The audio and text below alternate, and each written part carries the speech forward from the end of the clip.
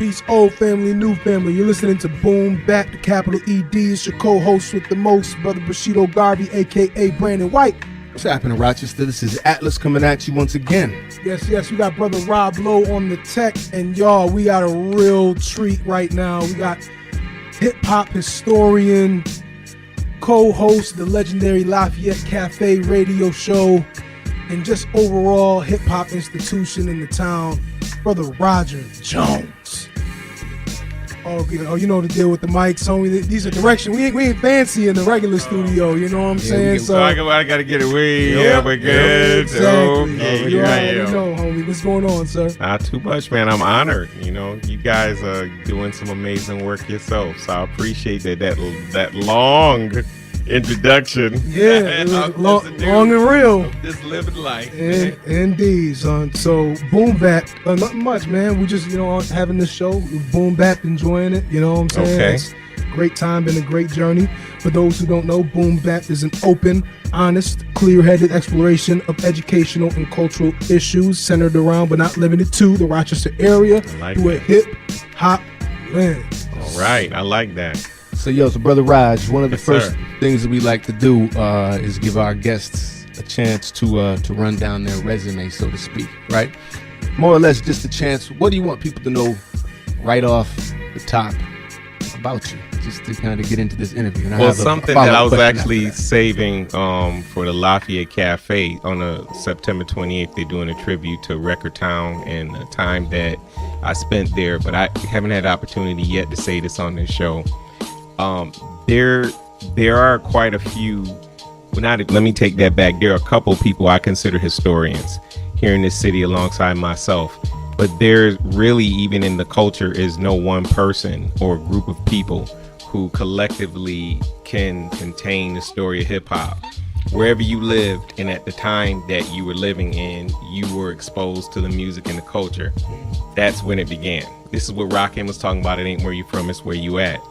And S1E even brilliantly broke it down when he said that hip hop started over when when my album dropped, and it started over again when Rakim dropped, and so forth with Big Daddy Kane and Public Enemy, meaning that their projects spread out and gave us the different individuals, disciples, if you will. Public Enemy had tons of disciples who were conscious. KRS-One had a number of artists who then felt comfortable doing reggae, incorporating spoken word style rhyming, and so forth. Kane with the metaphors. It stopped and started with each one of these individuals. Slick Rick with the storytelling. You had a great number of storytellers. So there's no one person who embodies this myth of, oh, that person knows everything. You don't. I know what I know. I know more than the average person, but I'm wise enough to know I don't know everything.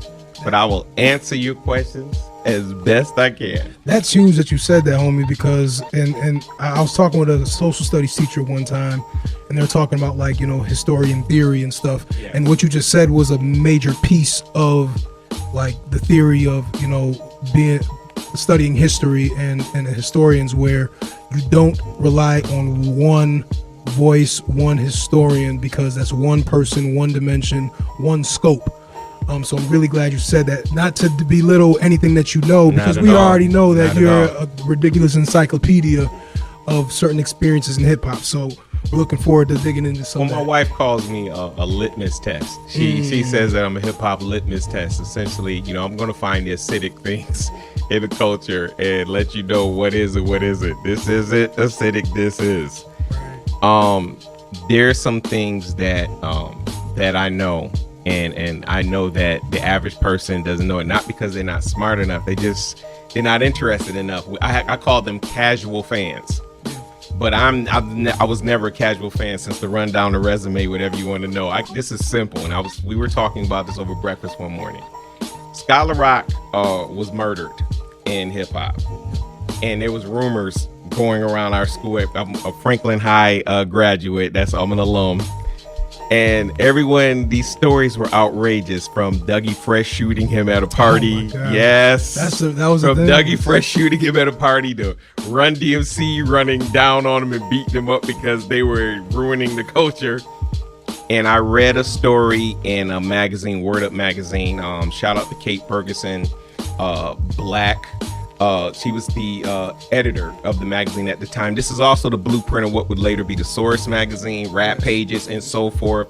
They had the rating pages first, the artists to look out for and whatnot. It started with this black female editor of this magazine. Well, anyway, there's a whole story on Scott LaRock shooting. I brought the story back to school, and in study hall, I told everyone what actually happened. And from then on, I was the guy to come to whenever you wanted to clear up some kind of rumor. That's crazy. I was 17 years old at the time. Right. So you kind of answered this question in terms of, you know, what if you were VAR, right? For instance, ask somebody to teach a course on hip hop history, and they step to you. What on your resume would be one of the factors that would lead to them approaching you? And I think you kind of started articulating it. You've taken, it sounds like, a serious approach to the chronicling and the unfolding of hip hop, learning it, talking about it, sharing it with other people. Well, they don't make, well, no one buys physical copies of music in abundance anymore, but I was that guy who read the liner notes and the cassettes, and I would read the names of the artists, but I would see this word all the time, publishing. And what I took it upon myself to do was I started ordering books and trying to find books in the library that could break down what publishing was and what copyrights were and what the musical contracts meant. I started getting deeper. I wanted to look behind the curtain, like we have a curtain out here, and I wanted to look behind the curtain, and I wanted to find out, why are these artists going broke if they sold 7 million records and whatnot? So that level of wanting to go beyond just the surface stuff is where people started saying, okay, this dude is a hip hop scholar, and Knowledge Raj and Nate Smith. Shout out to Nate Smith, called me Roger Damas. Roger Damas was the nickname that he gave me. And I just, like, I'm sitting in front of these books here. I have a library at home. Everyone, Moses Avon and Reggie Dennis and Dream Hampton, these are all authors and writers who actually used to write for The Source and Rap Pages and so forth. I always wanted to knowledge myself, so when I had this kind of discussion, I knew what I was talking about. And that is essentially it. A lot of people sit down in front of this mic, they'll tell you anything. I'm going to tell you what it is.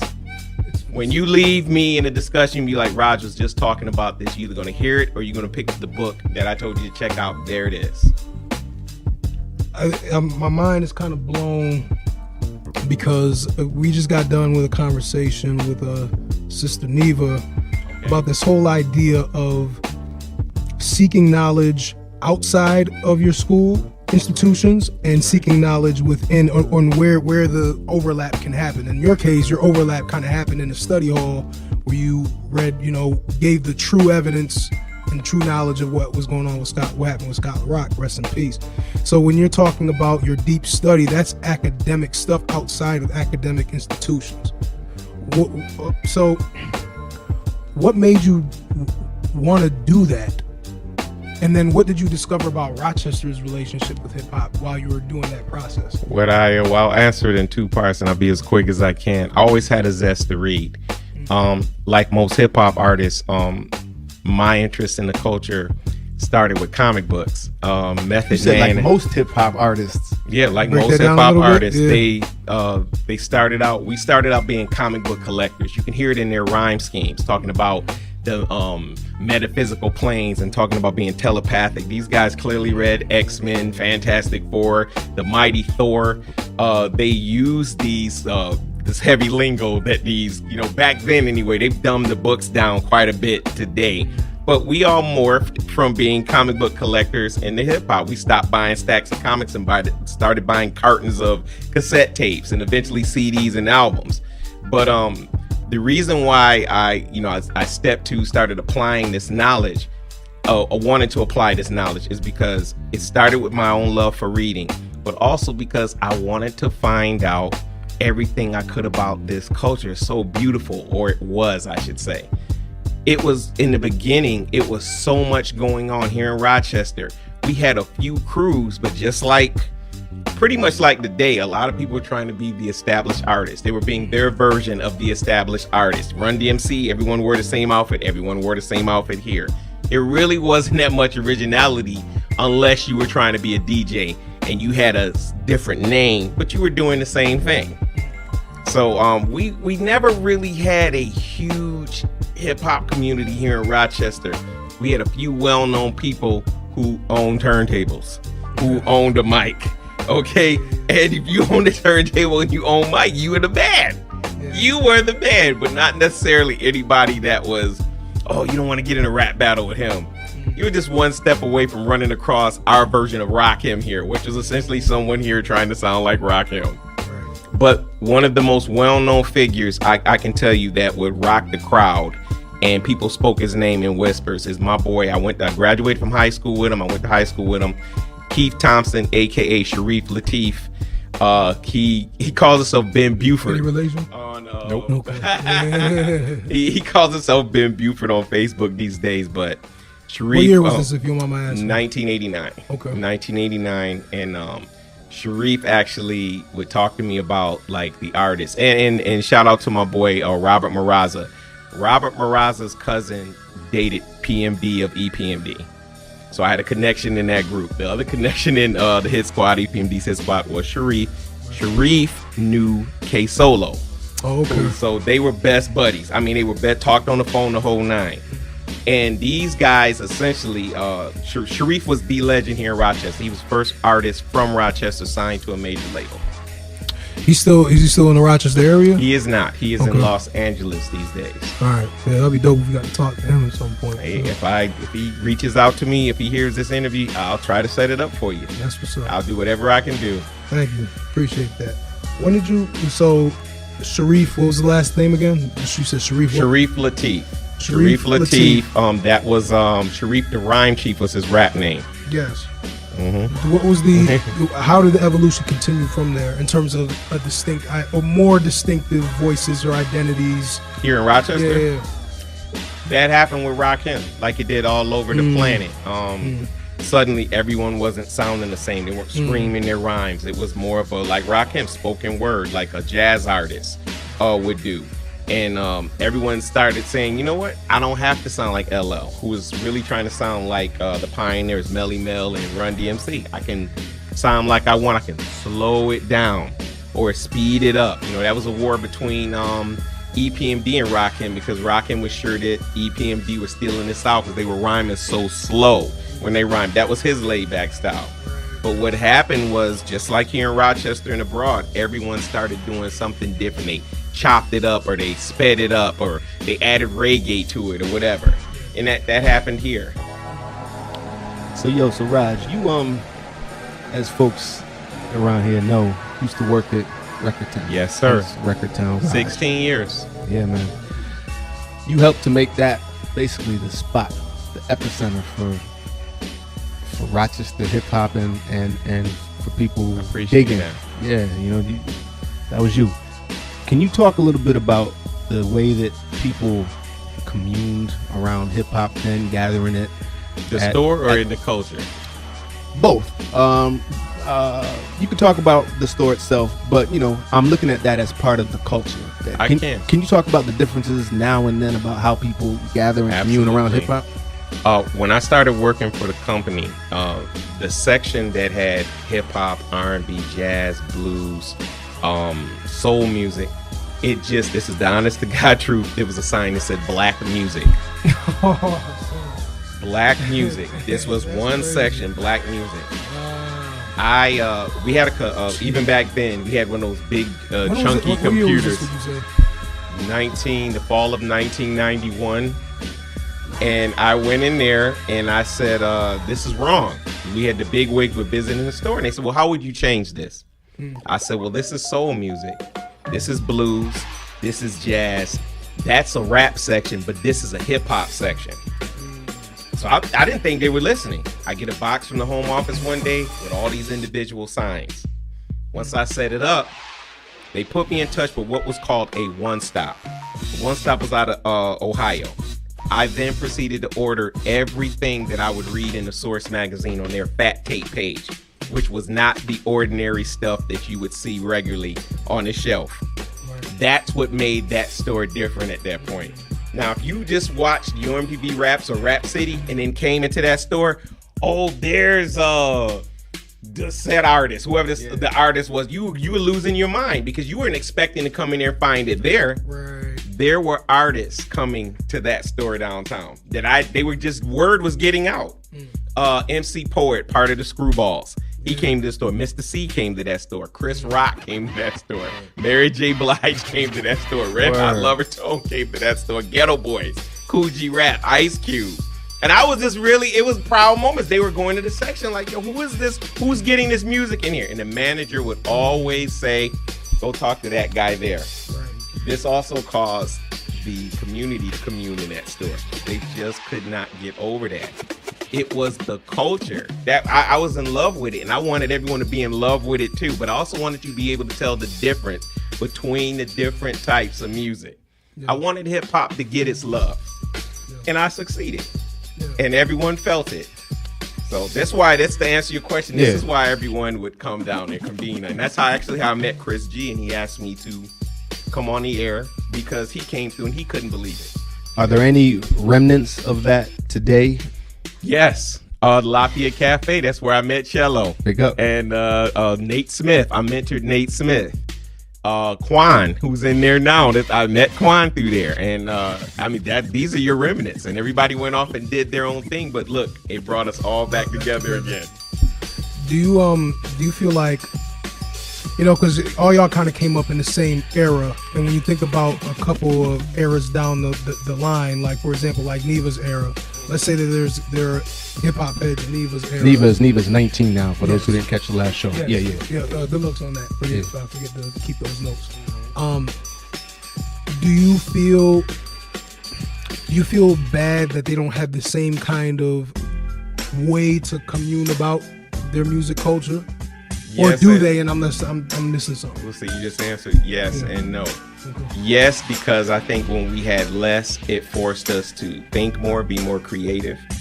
And it also, record stores, there was a place for us, not just for the music, but to convene with ideas. You could, if I didn't know Atlas, I met Atlas in the store. I met his sister Melinda. I met, this is how you did it. Yeah. Now that we don't have that, everybody is on a screen. I can't see your face, you can't see my face, but you have a search engine that can allow you to find anything if you have enough information. So I feel sorry for her, but she has a wider highway to find. She can get it, actually tap into things that I'm just finding out now. Okay, she has a bigger venue to do it. Like I have this, but she can get in there if I give her enough information. She could load up enough more than these books you have in front of you. So, but yeah, I do. When I watch some of my old videos, sometime I'll pop a DVD in.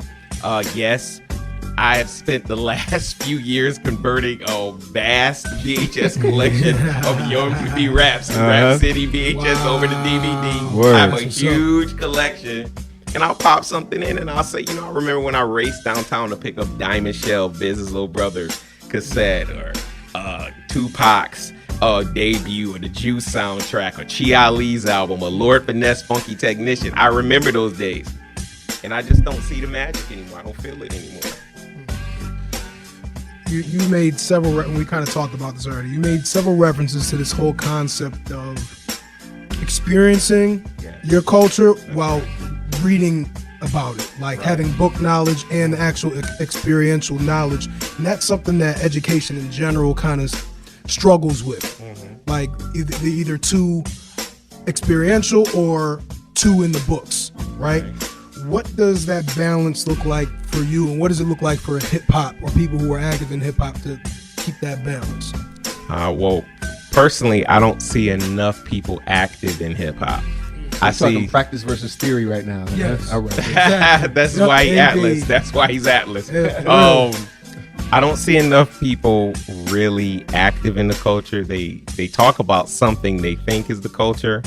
Also, as I stated before, a lot of the early artists were comic book collectors. So, our vocab is wide, and also you learned how to pronounce, spell words, and place words the right way. I don't need to tell you. You're on Facebook. You see a lot of people leaving messages, and you're like, "Whoa, did you read this before?" You weren't typing real fast because you saw those dots, so you could see they were spending time doing this. So I'm half laughing, but it's painful because there's some of my peers, and I'm like, "You can't spell."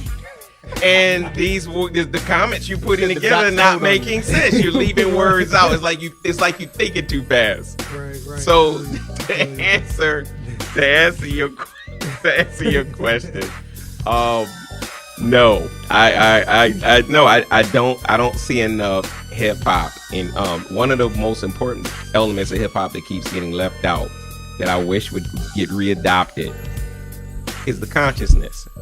Give a message out there. Your whole album or your whole process does not have to be Chuck D or Karis Once. But can't you say a little something from Hold your on, experience? but people don't want to think. Like there are threads and such that you'll see online that people are like, yo, I don't want to think. Say it. I don't want to think. Say it. I do not want to think. Absolutely. So that is becoming normalized now. Yes. Yeah. And that's scary, because at the same breath, they'll leave a post saying they're essentially asking for help. But you don't want to do anything. So you don't want help. You want me to do it. But let's look at that though, because there's always been party music. Yes. So hip hop is pop now, right? Mm-hmm. Rap music is pop now. There you go. All right. There you go. So there's always been party music. So what are your thoughts on, I guess, just to kind of further look at this issue of thinking or not? Do you acknowledge that that rap can serve in that role? And are you just lamenting that it's not also that there's not rap music that is spurring the consciousness also, basically? Or I think it's too much party music. Okay, I'm not saying no way. Hey, I like to have a good time just like the next man or woman, but it's too much partying. It's too much. Kendrick Lamar is getting a lot of attention. People saying, well, you have a voice of positivity and consciousness. Okay, prior to Kendrick Lamar, I wondered why Immortal Technique wasn't getting this praise. Dead Prez wasn't getting this praise. Talib Kweli and Mos Def weren't getting this praise. I don't understand the fascination with Kendrick Lamar. I think he's a great guy. I've listened to him and whatnot, and I love a lot of the stuff he's done, from spending his money minimally, not having a big mansion type house, and taking care of his sibling and whatnot. But the party music, not necessarily Kendrick, the party music is tidal waving over anything positive. It is. It's too much of it. Have some, but it's too much of it.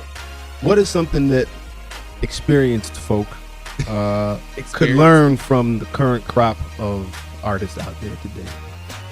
Now, what do you mean by experience? Older heads. Can it learn from the current crop? Yeah. What can we take and implement, and what can we stand to learn from? What can we learn from the current crop of artists out today?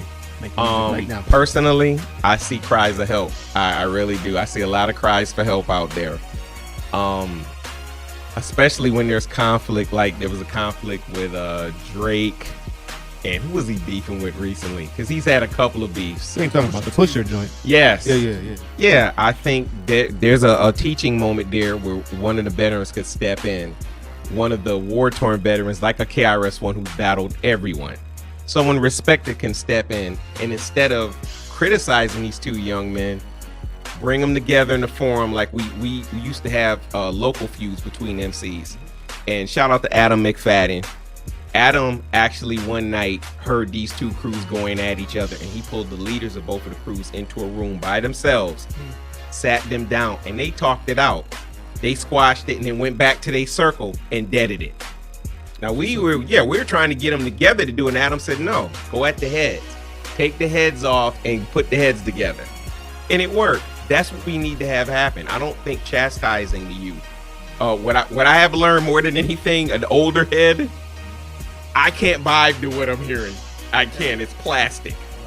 So I would love to sit down and dialogue like I do with my nephews all the time.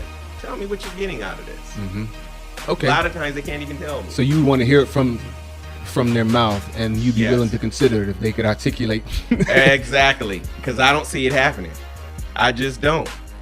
I think they're doing, and what's his name?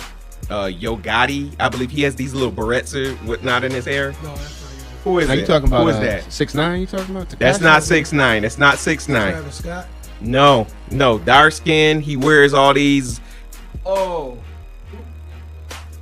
yes. Oh, man, Lil Oh my God, see? Lil Yachty. Thank you. Okay. Oh, he knows who it is. Come on back. Yeah, Rob Lowe. Rob Lowe. What? See, well, here's the thing. He had a very honest dialogue with He's in not in D12, in Slaughterhouse. You know what I'm talking about. Crooked Eye, Joel Ortiz, Royce. Joe Budden. Joe Budden. Yeah, they did. And he told him, he said, look, if you were my age, getting the money that I was getting and suddenly getting all these girls, and you got enough money and cars to go wherever you want, and you got enough celebrity to do whatever you want, you be doing the same thing I'm doing at this age.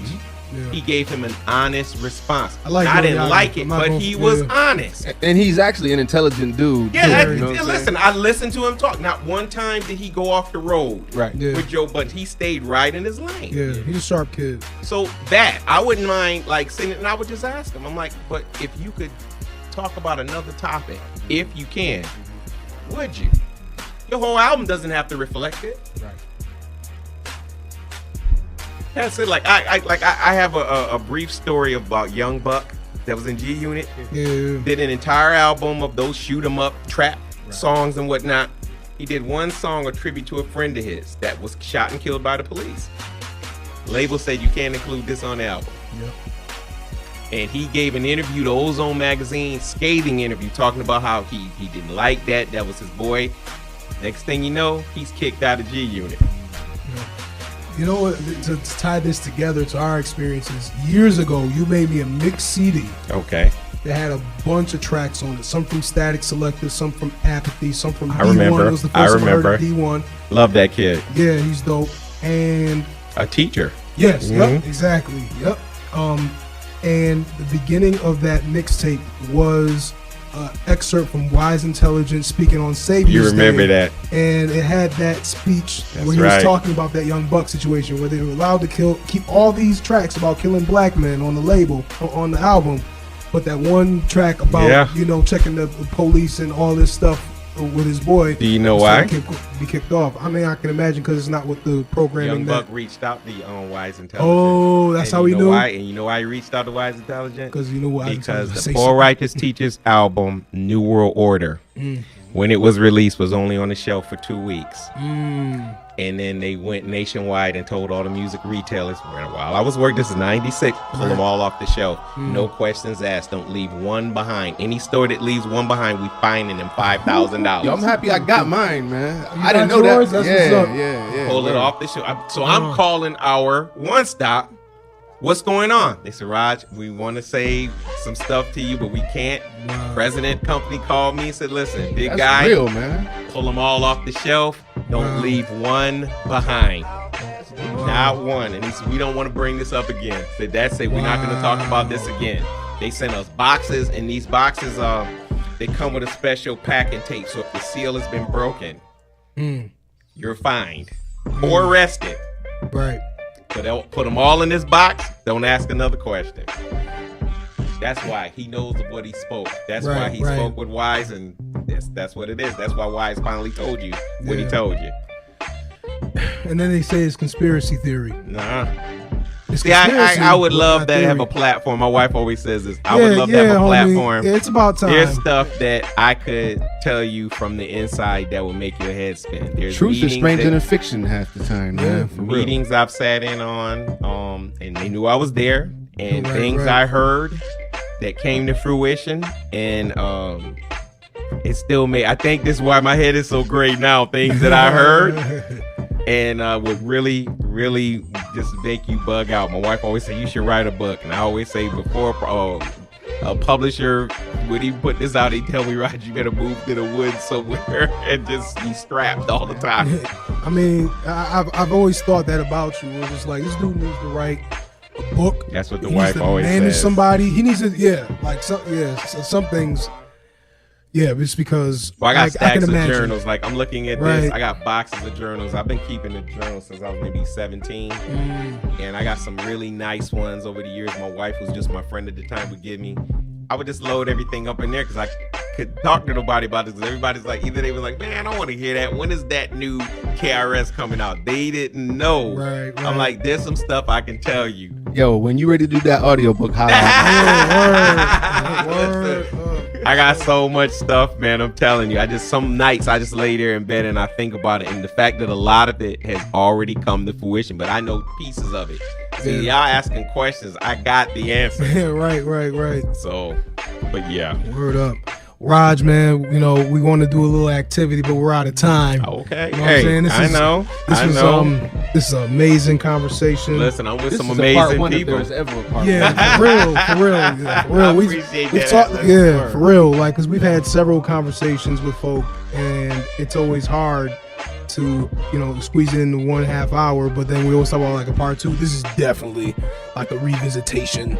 A necessity. Whenever y'all want to revisit this, man, I'm down. Word. I don't have a problem. Yes. So in the meantime, we'll be looking for that book, right?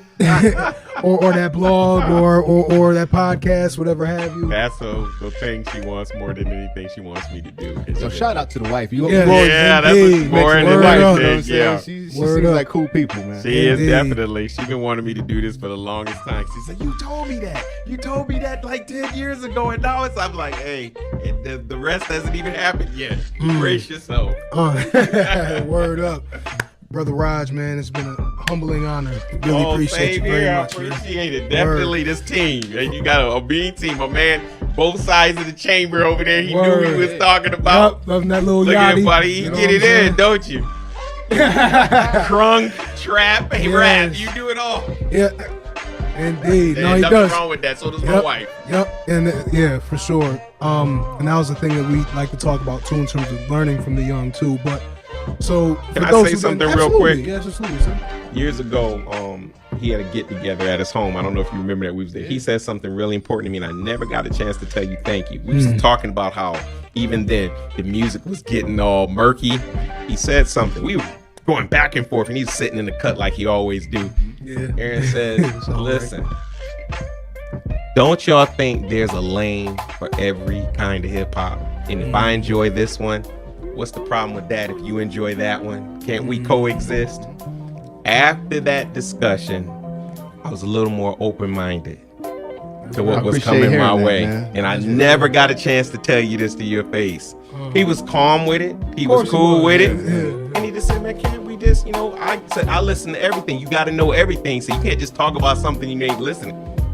Calm as a cucumber. I never got a chance to tell you thank you, because that's what helped me. It helped me expand even more. Because then I could hear it. Then I can go like, okay, now I know why I don't like this, or this is pretty decent. I like where dude was going with this until he started talking about chopping people up. So Respect, thank man. you. Real Power I of the appreciate cipher. that, Yeah, definitely. My man. Years WAYO Tuesdays from 1:30 to 2. Check us out online as well. No It's doubt. the power of the cipher that just got witnessed Indeed. too. Yep. You know what I'm saying? So Right. great stuff, y'all. Thank you again, Brother Raj. Appreciate Peace you, and Raj. progress. Peace, y'all. Thank you. I enjoyed this.